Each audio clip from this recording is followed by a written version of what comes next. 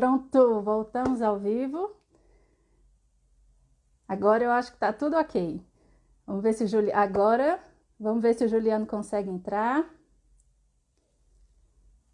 Ele não está conseguindo me enxergar lá. Não sei o que está acontecendo. Vocês estão recebendo... Ah, tá. Agora ele entrou. Agora ele conseguiu. Agora eu vou mandar o convite para ele. Para que ele... Vamos lá. Já vamos entrar ao vivo. Agora sim! Seja bem-vindo! Ô Dani, brigadão pelo convite, brigadão pessoal que está acompanhando. Estava com um probleminha de conexão, rapaz, aqui em casa, mas graças a Deus agora deu certo. Eu já estava desesperada, eu falei, meu Deus, estava tão feliz, foi tão difícil para mim mandar esse convite. Brigadão mesmo. Eu fiz aqui uma pequena apresentação, mas eu acho que você não ouviu, mas no convite eu já tinha falado da minha admiração pelo seu trabalho, pelo seu profissionalismo, desde quando eu ingressei no jornalismo, mas até antes como telespectadora, pela sua verdade em dar a notícia, pelo seu compromisso com a verdade, e eu sempre admirei muito isso em você, e eu agradeço demais a sua simpatia e a sua humildade em aceitar estar aqui com a gente. Muito obrigada, viu? Dani, o carinho eu agradeço demais, tá? Toda a atenção, o convite foi uma honra. Aí eu costumo dizer sempre, né? Acho que a coisa que eu mais gosto nesse mundo, depois de Papai do Céu e da minha família, é falar, bater papo, como um bom paraibano, como um bom cajazeirense. Acho que quem bebe das águas do Nordeste, da água da Paraíba em especial, tem água de chocalho, né? Você fala mais como da cobra. E vamos bater um papo, vamos conversar um pouquinho sobre carreira, falar um pouquinho sobre superação. E olha que 2020 e 2021 tem sido anos bem difíceis para todos nós, né? E falar um pouquinho sobre jornalismo também, por que não, né? Bastante. O tema da nossa entrevista, o tema base é superação, porque todos nós acho que temos uma história de superação para falar. Então eu quero que você comece falando, Juliano, o que é que você teve que superar em relação à pandemia?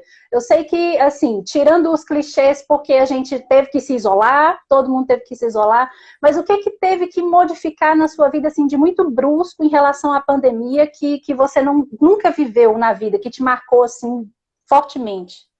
Ô, Dani, eu acho que principalmente nessa segunda onda agora da Covid, ela pegou mais. Eu acho que ela sacudiu mais a vida do brasileiro, porque na primeira, pelo menos a avaliação que eu faço, né, como jornalista, como cidadão brasileiro, é que todo mundo achava que a doença estava muito distante, porque você ouvia falar de mortes, né? Ah, mas morreram 30, morreram 40, morreram pessoas que você não eram vidas, claro, mas não eram pessoas palpáveis, pessoas próximas a você. Sim.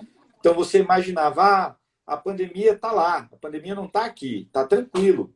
Por isso que na primeira onda, muita gente ainda ia para festa, muita gente ainda ia para boteco, muita gente ainda achava que era o super-homem ou a Mulher Maravilha, que não ia pegar Covid, né? E agora, nessa segunda onda, está morrendo quem está do teu lado, né? Sim. Quantos e quantos amigos meus, saudáveis inclusive, alguns com doenças pré-existentes, mas muitos deles saudáveis, policiais militares, agentes prisionais. Essa semana nós tivemos a infelicidade de perder um grande amigo da Polícia Rodoviária Federal, parceiro de cursos, um cara super saudável, estava sorrindo do meu lado um mês e meio atrás. Um mês e meio atrás estava sorrindo do meu lado, lutou 2 semanas contra a Covid, infelizmente não resistiu. E eu acho que agora está todo mundo assustado. Agora está todo mundo com medo. Claro, tem a vacinação, o Brasil está vacinando num ritmo. Muita gente fala, mas o ritmo está aquém do que poderia ser. Gente, vamos pensar no que está acontecendo, vamos pensar no que é realidade. Tá? O Brasil hoje, em ritmo de vacinação, ele está atrás apenas de 4 países que são fabricantes de vacina. Uma coisa é você comparar, por exemplo, a população do Uruguai, a população da Argentina, com a população do Brasil. Aí é fácil você sair criticando. Agora, nós que estamos vendo todo dia o trabalho, não desmerecendo ninguém, pelo contrário, acho que, eu não digo nem assim, a principal perda dessa pandemia, Dani, mas eu acho que a maior vitória dessa pandemia, na minha opinião, vai ser se o brasileiro começar a dar valor aos heróis de verdade. Então, É verdade. você tinha profissões que o povo estava com todo respeito, não dava a moral, a credibilidade que ela precisava, né? Gente, o que seria do brasileiro se não fossem os enfermeiros, os técnicos em enfermagem, os Exatamente. radiologistas, né, os médicos? O que seria do brasileiro se não fosse o profissional de segurança pública que não parou, se não fosse o profissional de limpeza urbana que não parou um minuto nessa Não pôde pandemia? se isolar, né? Não pôde se isolar, o jornalista não pôde se isolar. Eu não pude me isolar. Eu Sim. continuei trabalhando, mesmo com câncer, continuei trabalhando ao longo de toda a pandemia, não parei, um dia sequer. Então, esses profissionais, não é o cara que está lá fazendo festa, não. É o profissional que está lutando para te fazer continuar vivo, colega. É esse Verdade. profissional que você tem que valorizar. E eu acho que se o brasileiro sair dessa pandemia sabendo quem são os heróis de verdade, eu já vou estar muito feliz. É uma grande verdade. A gente nunca deu a importância, você falou aí dos radiologistas, dos enfermeiros, quantas vezes a gente passou, entrou nas clínicas e nem olhou para essas pessoas, né? Quantos exames a gente ia fazer e nem cumprimentava essas pessoas. E hoje em dia a gente vê muitas reportagens desses enfermeiros fazendo gambiarras para tentar salvar, fazer de tudo para salvar uma vida. Que ele sabe a importância que aquilo tem, né? Exato. E isso a gente se sente até envergonhado, né? Porque é na dificuldade que a gente vê o quão importa a vida humana, né? Sabe uma Juliano, vamos outra, falar... sim. desculpa, mas uma profissão que eu não posso deixar de citar e que já foi uma das mais valorizadas do nosso país, né? Antigamente, você, para dizer que a sua família era uma família tradicional, você tinha que ter um médico, você tinha que ter um advogado, você tinha que ter um militar, você tinha que ter um religioso, você tinha que ter um professor, né? É verdade. E quantas vezes nós vimos aí o pessoal falando, mas o professor é uma profissão desvalorizada e ninguém mais quer ser professor. Nós passamos um bom tempo com filhos em casa, né? Nós passamos um bom tempo com filhos em casa, tendo aulas online e vendo o coitado do professor se desdobrando em 20, em 30 para dar aula para essa molecada. Os meus aqui em casa, então, você só ouvia a professora. Miguel, você está olhando para onde? Miguel, você está fazendo o quê? Miguel parecia sei lá o quê, né? Então, imagina se para a gente com uma, duas crianças em casa estava difícil, imagina para o professor que tinha que dar aula para 20, 25, principalmente aqueles do ensino fundamental dos anos iniciais, responsáveis pela alfabetização, infantil 5, primeiro ano. Então, a todos esses profissionais que estão nos acompanhando, professores, tá? O meu respeito, a minha admiração também, Dani.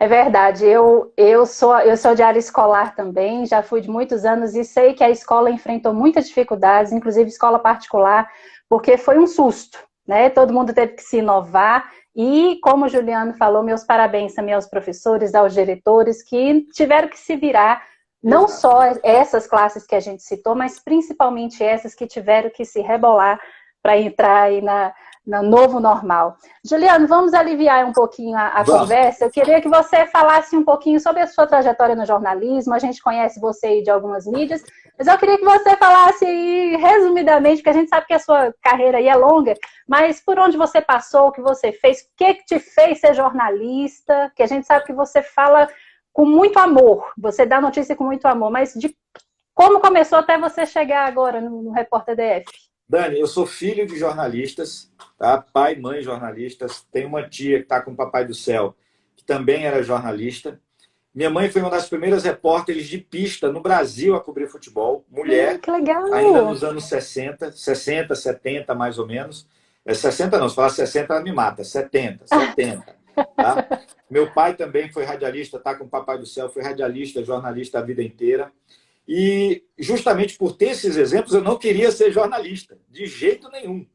Eu queria ser qualquer coisa menos jornalista, porque eu via a correria dos dois, né? Eu praticamente não tinha pai e mãe, porque os dois viviam trabalhando para poder dar conta de sustentar os moleques em casa. Meu primeiro vestibular, para você ter ideia, eu fiz para engenharia de alimentos. A concorrência era 0,45 para 1. Ou seja, eu estava concorrendo com menos de meia pessoa. Né? E levei bomba, não passei. Aí fiz para jornalismo, a concorrência era 14 para 1 na Federal lá da Paraíba, passei, e aí não teve jeito. tive que seguir carreira. Comecei com 14 anos no rádio, tá? Por acaso, alguém ligou lá para casa de madrugada atrás do meu pai, eu atendi, acharam a voz parecida, né? E eu falei, olha, é o filho do Cartacho que está falando. Ah, mas você é radialista? Falou, não, eu tenho 14 anos só. Você quer ganhar um dinheiro? Falou, olha, depende, né? Pagando bem, mal tem. Eu fiz, com 14 anos, a transmissão do resultado do vestibular. Lá na Paraíba, para o interior, para uma rádio chamada Constelação AM, em Souza, no interior da Paraíba. Eu fiquei 4 horas em pé no orelhão, né, narrando a lista do vestibular, que hoje sai na internet. Naquela época não tinha. Né? Eu comecei a lista falando assim, Ana Maria, não sei o que lá. Daqui a pouco eu estava Daniel, Dantas, não aguentava mais falar a lista. E foi assim, e não parei. Né? Comecei na televisão também muito jovem, comecei na TV Correio, lá em João Pessoa.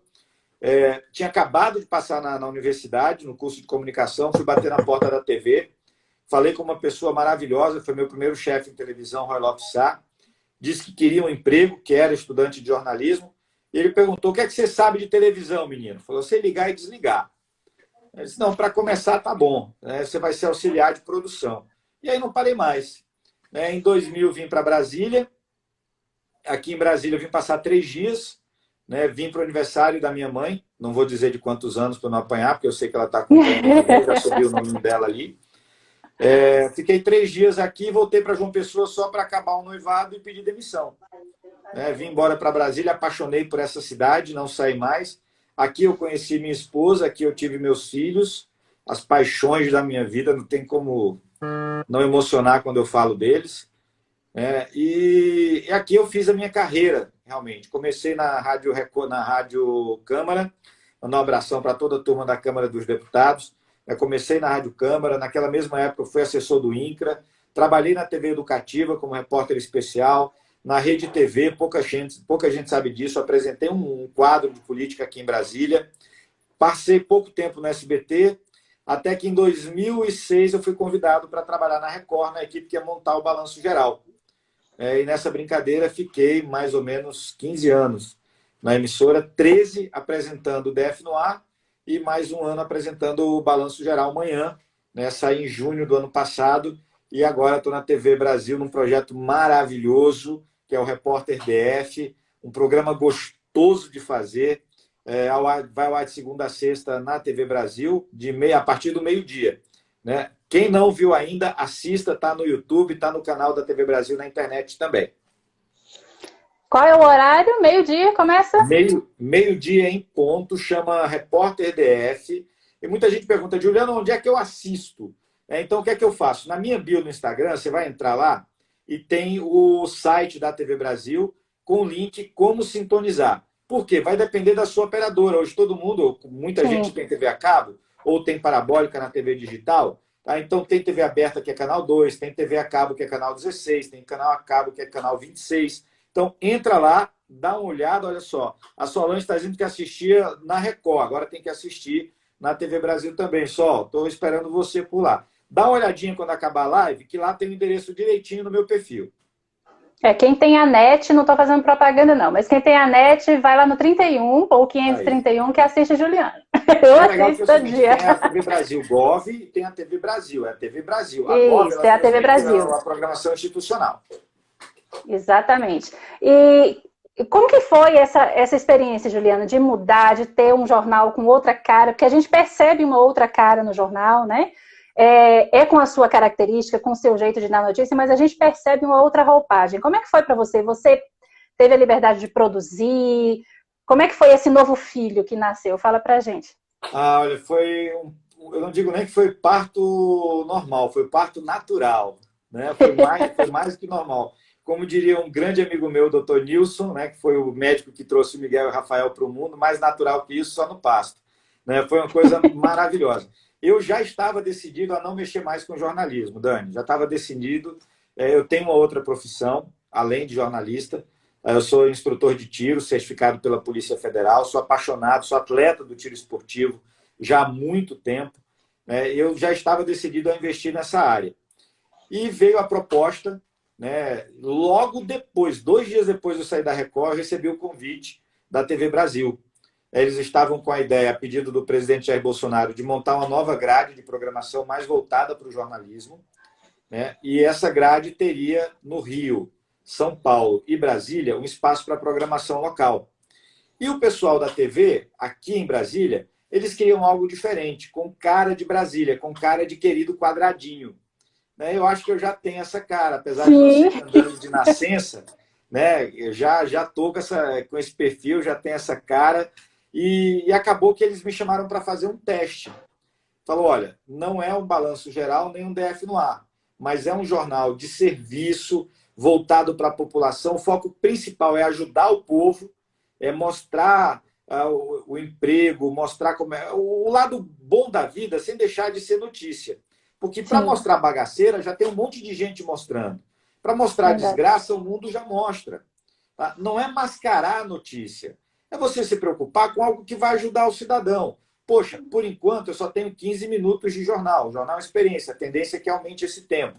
Tá? Então vamos aproveitar esses 15 minutos para ajudar quem está em casa. Então eu tenho um quadro de emprego, eu tenho um quadro sobre a vacinação, eu tenho um quadro com dados da Covid, né? Eu tenho matérias positivas, notas positivas. Por exemplo, a CAESB abriu a renegociação de dívida para quem não conseguiu pagar na pandemia. Poxa, vamos informar.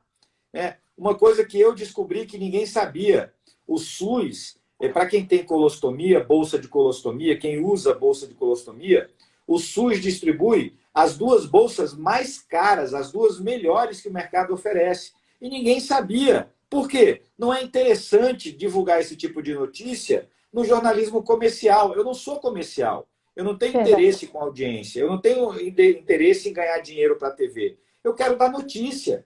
Então eu vou dar notícia que realmente te interesse.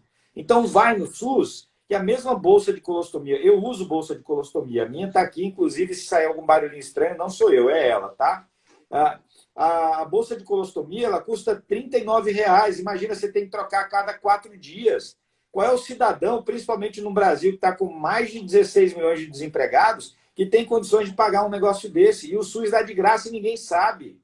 Então vamos Verdade. mostrar. O SESI está oferecendo curso de graça para capacitação. Ah, eu sou cabeleireiro, mas não tem vaga não tem emprego para cabeleireiro, então eu vou virar pedreiro. Tem curso de pedreiro, tem curso, o que você imaginar aí de graça. Então, essa é a preocupação do RDF, é ajudar quem está precisando. E ajudar não dando peixe, ensinando você a pescar. Essa é a nossa ideia. E a gente realmente já percebe essa nova roupagem. O Ítalo Mendes está dizendo aqui, o DF tem a cara do Juliano. O Regis está dizendo aqui, Juliano, você é uma referência no quadradinho. Muito Todo mundo obrigado, gente. reconhecendo. Obrigadão pelo Saudade de você na carinho. TV. Solange, ele já está na TV, então a gente já falou aqui onde ele está. Gostava daquele quadro seu com o Yuri. Todo mundo Parte aqui 2 já da política. falando. Esse é só Muito um lado legal. do cartaz. Todo mundo aqui gostando. O Adriano, opa, meu amigo, deve ser seu amigo. Grande Mandando Adriano, um oi aí. Josina também. Poxa, muita gente. Gente, é muita gente. Eu estou muito feliz com esse papo. Juliano, agora vamos pular para uma fase assim de superação. Quero um testemunho aí seu. Não repara se Juliano, eu chorar. não, de forma nenhuma. Eu também sou chorona e as lágrimas são só expressão do que a gente vive, né? Não é um lado ruim, não. Eu quero que você conte para a gente. A gente sabe que você viveu aí por um câncer, está passando ainda por um tratamento, mas eu queria que você falasse para a gente não só a realidade da doença, mas o que ela fez na sua vida, o que ela fez à medida que ela entrou e o que ela está fazendo te transformando, como ser humano, como pai, como esposo, como profissional, porque a gente sabe, quando a gente fica doente, muda, a vida muda, Muito, né? muito. Eu falo por experiência própria também, porque eu passo por um tratamento médico. Então, eu queria ouvir de você. Qual é a experiência com o câncer? Olha, até quem quiser mais detalhes, tem no meu perfil, eu conto a história toda, mas em resumo. Em novembro do ano passado, eu passei muito mal. Tá? Já tinha saído da Record há muito tempo. Algumas pessoas relacionam a minha saída ao câncer, não tem nada a ver. Eu saí em julho, descobri o câncer em novembro, final de novembro. Passei muito mal o mês inteiro, desde o dia 2, com muita cólica. Cheguei a ser internado 2 vezes na UTI, ninguém descobriu o que era. Sabia que era uma obstrução, mas não tinha certeza que era um câncer ou que era um tumor, nada disso. Até que no dia 25, na minha terceira internação, um médico muito amigo da família, eu digo que é um anjo que Deus colocou na nossa vida, o doutor Aquiles, ele olhou a tomografia e falou, é um tumor, opera agora, senão o intestino dele vai rasgar. Eu entrei na sala de cirurgia 1 hora depois, pesando 80 quilos. Saí pesando 69, né, depois de uma cirurgia de quase 5 horas de duração.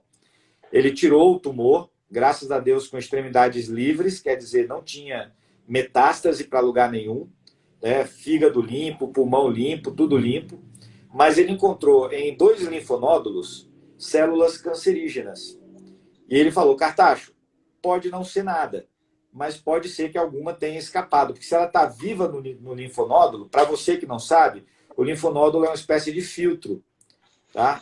Nada ruim para o seu organismo sobrevive lá dentro. E essas células estavam vivas.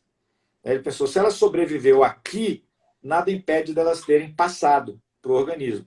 Tá? Então você tem 2 alternativas. Ou você faz, ou você não faz a quimioterapia, e você tem 65% de chance do câncer voltar, ou você faz e pode ter 95% de chance do câncer não voltar. Se eu tivesse 1% a mais, eu ia fazer, quanto mais 30%, né? Claro. Então, comecei a fazer, é uma quimioterapia mais tranquila, chama FOLFOX.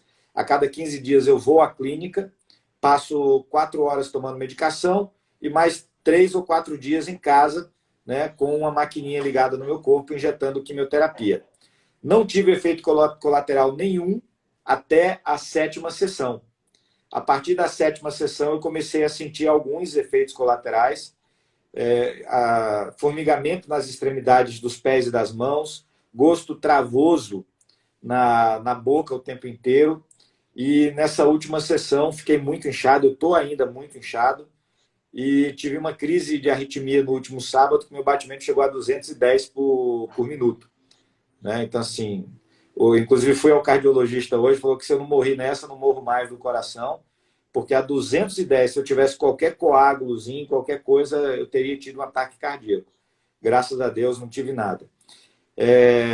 Vou fazer a químio até junho ainda, tá? Tenho mais 4 sessões pela frente, mas saindo desse lado, eu digo que eu não tenho câncer, eu tive.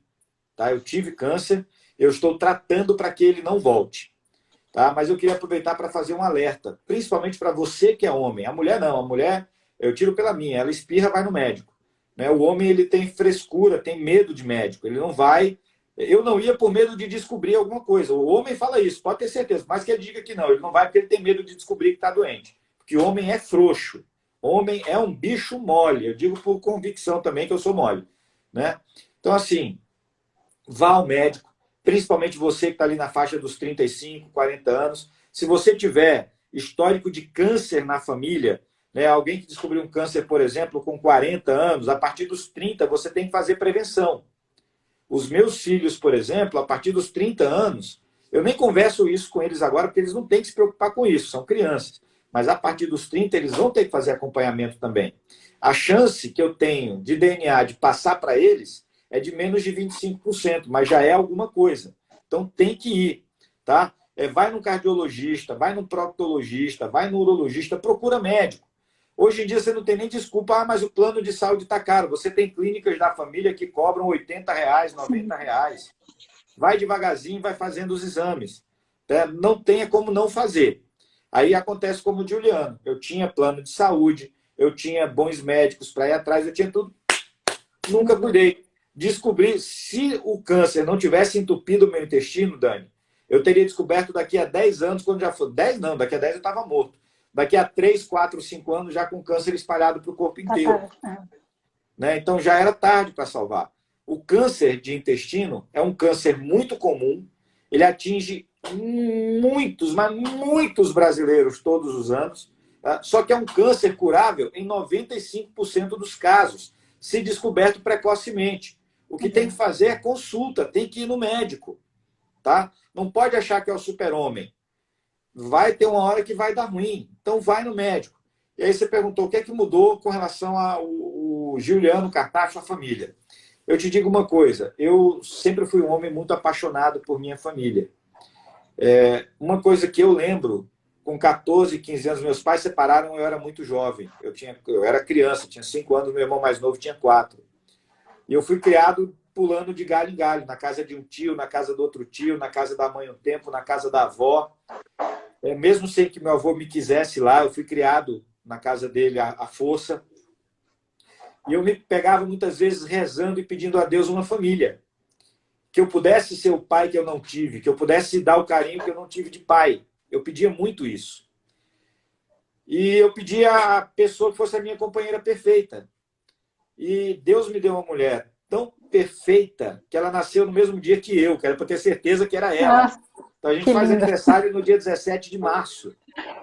E eu sempre admirei demais a Andréia, admirei demais. E nesse momento do câncer, então, imagina você segurar um marido que foi demitido há pouco tempo, os filhos dentro de casa porque estava em pandemia, tendo aula online, o emprego dela também correndo risco, tendo que tocar, tendo que cuidar de cirurgia, e aí opera ou não opera? E se o marido morrer, acontece o quê?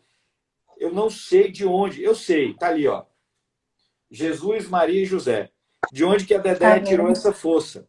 Ela tirou da Sagrada Família, porque ela foi a guerreira que, caramba, eu não teria sido metade do um quarto da mulher que ela foi. Eu não conseguiria ser. Eu não teria preparo mental, psicológico para isso.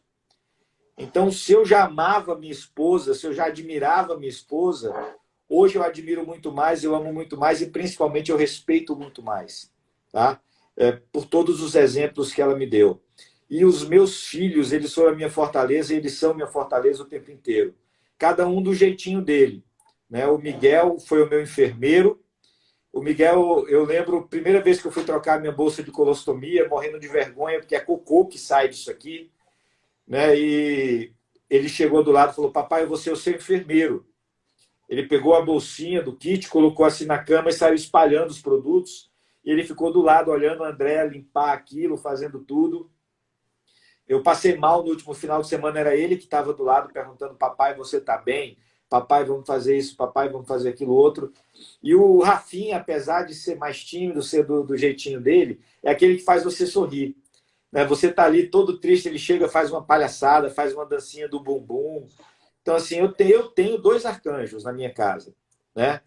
Eu tenho um grande amigo chamado Padre Mônaco.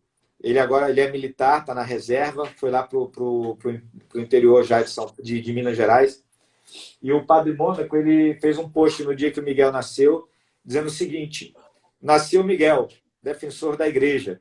Né? Aquele que veio para unir, né, as famílias.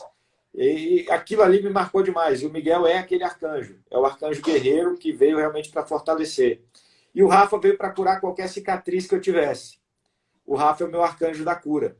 Né? Então, assim, são os meus 2 preciosos. No último sábado, eu digo que eu não morri por conta de Deus, mas pela mensagem que ele mandou pelo Miguel. Não sei se todo mundo me segue, mas no último sábado estava saindo de manhã para uma competição. Eu ia atirar de manhã e apitar à tarde. E o Miguel molecão de 8 anos, ele acorda final de semana, 8, 9 horas da manhã, né? De repente, estou eu tomando café, ele aparece no meio da escada. Papai, deu um pulo. O que foi, meu amor? Posso te pedir um favor? Falei: pode. Não sai de casa hoje, não. Mas, amor, vem cá, senta aqui com o papai. O papai precisa sair, eu estou com uma competição agora, papai tem compromisso. Não tem como o papai não ir. Aí ele falou: tá bom, papai. Então tá. Aí voltou para a cama e foi dormir. Eu fui dar um beijo na Andréa para me despedir. Quando eu abaixei para falar com ela, eu simplesmente desmaiei e caí na cama com batimento a 210 por hora, ou por minuto. Se eu tivesse saído de carro, eu teria desmaiado no carro, provocado um acidente e provavelmente morrido. Né? Morria e talvez ainda matasse alguém. Né? Então, Papai do Céu me deu mais esse livramento. Né? E naquele desespero todo, o que é que a gente faz? O que é que a gente faz? Amigos foram aparecendo. Na hora, a Dedé ligou para uma amiga nossa, porque ela ia me levar no hospital. E essa amiga lembrou que o cunhado dela é cardiologista, que é amigo nosso também. Falou: liga no Matheus, mandar um abração para o doutor Matheus também. liga no Matheus e vê com ele. O Matheus já passou o medicamento, já tomei em casa. Falou, bicho, não vai para o hospital não, você vai para o hospital com arritmia, você vai pegar Covid. Fica em casa. Então, fiquei em casa e ainda estou tomando medicamento. Fui livre hoje. Segundo ele, meu coração tem 15 anos a menos que eu. Não preciso me preocupar com o meu coração. Graças a Deus. Graças a Deus, estou feliz da vida. Eu estou com 44, meu coração está com 30, mais ou menos. Graças a Deus. Amém, amém. Deixa que continue assim. Mas foi isso, Dani. Então, eu acho que eu coloquei uma coisa na minha cabeça.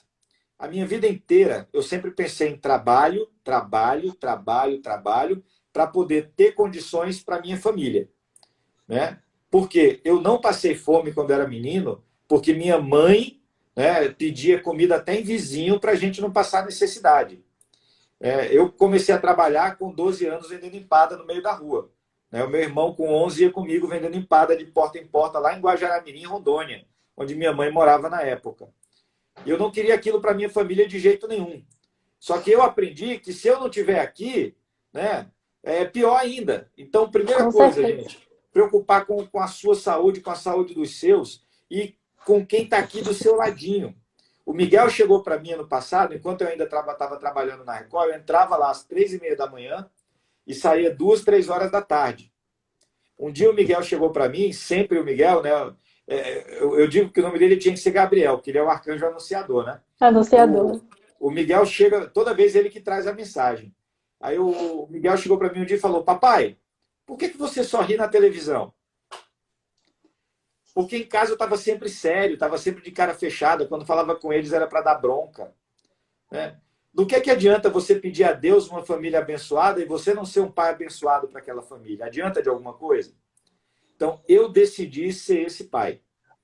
Eles entendem que nesse momento ainda é complicado, porque a quimioterapia, principalmente nos dias que sucedem, eu tiro a máquina na quarta, quinta e sexta, o meu organismo dá uma baqueada. Então, eu canso muito fácil. Eu não consigo subir aqui de baixo lá para os quartos. Eu já começo a ficar ofegante, eu fico impaciente. Então, eles sabem que eu fico um pouco mais chato por conta dessa quimioterapia. Mas eles sabem que vai passar. Daqui a 2, 3 meses, eu paro a quimioterapia, se Deus quiser. Eu vou continuar o acompanhamento por 5 anos ainda, para dizer que eu estou curado realmente só daqui a 5 anos.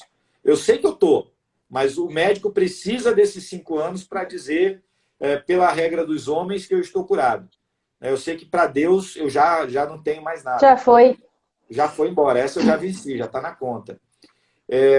Mas eles entendem isso. Isso é muito importante. Então, tem hora que eu chego em casa que o Rafa pergunta alguma coisa, que eu respondo de uma forma um pouquinho mais áspera. Aí o Miguel fala, Rafa, o papai está cansado. Ou o contrário, o Rafa percebe e fala, Miguel, o papai está com sono. Então, isso é muito legal. E a participação da família. Eu tenho certeza que vai dar certo, gente. Eu tenho certeza absoluta. Mas, nesse momento agora, o papai ainda está um pouquinho baqueado. E, graças a Deus, eles entendem isso. Eu sabia que ia ser uma live surpreendente, que ia ser uma história emocionante, mas depois que você mostrou ali a Sagrada Família atrás de você, mexeu muito mais, porque eu sou católica, sou consagrada à Virgem Maria, sou apaixonada pela Sagrada Família, mas embora você que está acompanhando a gente não seja católico, independente da fé que você professa, não existe outro sinal de tudo isso que o Juliano falou, a não ser a presença de Deus. Deus é único, né? E eu tenho certeza de que não tem uma certeza maior na vida de que todo mal Deus tira um bem. E a gente sai de todas as tribulações melhor. E o Juliano foi falando aí, foi relatando todas as dificuldades que ele ia passando e como a família dele também se envolveu, né? Os filhos, a mulher, e com certeza saem melhor, saem se amando mais, saem mais fortalecidos. E é esse o intuito. Deus não, por muitas vezes ele vai tirar a dor, ele vai tirar o sofrimento, mas por muitas vezes ele vai permitir. Porque ele tem uma coisinha para mexer ali, né? Ele tem uma coisinha, ele não vai morrer, não vai tirar a vida, não. Mas tem uma coisinha para mexer e com certeza depois o resultado é bem melhor e eu tenho certeza que você já vê esse resultado na sua casa. Não tenho dúvidas, Dani. E eu vou te falar, por mais fiel que você seja, eu sou ministro de Eucaristia, minha esposa também. Que né? lindo. Nós trabalhamos no segmento da São José Operário, já trabalhamos no segmento da saúde, já demos palestra em encontro de casais. E por mais que nós... Ela é do RUA, Movimento da Igreja Católica. Por mais que a gente diga isso, chega uma hora que, numa situação como a minha, você acaba fraquejando. Eu fraquejei. Sim, Eu claro. fraquejei. Teve uma hora que eu perguntei para Cristo por que comigo. Porque eu estou sempre na igreja, eu estou sempre ajudando, eu estou sempre lá dentro. Eu tenho certeza que muita gente pergunta isso também quando passa por esse Sim. tipo de tribulação. E como? E um outro médico, grande amigo da família, ele mandou um recado pela minha sogra. Ele falou para que ela me dissesse: Juliano, não é um castigo, é um livramento. Porque esse tumor que você teve, ele é silencioso. Se o seu intestino não entope, você só ia descobrir quando fosse tarde. Então, Deus entupiu o teu intestino para que você passasse mal e descobrisse o câncer. Ele não fez algo ruim, pelo contrário, ele salvou a sua vida. Ele te deu esse livramento. E aí eu lembrei de uma passagem, que, na minha opinião, uma das músicas, não é uma passagem bíblica, mas uma das músicas mais lindas que Deus já inspirou no homem, que chama Pegadas na Areia. Que é justamente um rapaz contando um sonho que ele teve. Ele sonhou que estava caminhando na areia, acompanhado por Jesus, e que enquanto ele ia caminhando, ele olhava para o céu e via momentos da vida dele passando. Até que, em um determinado momento, ele parou para pensar, falou, poxa, toda vez que aparece um momento pesado, um momento de sofrimento, eu olho para o chão e só tem um par de pegadas. Aí ele vira para Cristo e fala, ô Jesus, o que está acontecendo, cara? Toda vez que o bicho pega, você me abandona?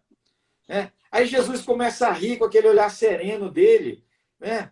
E fala pro jovem, o moleque, presta atenção direito, cara. Todas as vezes que vieram atribulações, que vieram problemas, ou como dizem os jovens, que o bicho pegou pro teu lado, eu te peguei no colo, colega. Aquela pegada lá não era tua, não, era minha. A minha. Eu estava carregando o meu peso e o teu. Então, é isso que a gente tem que pensar.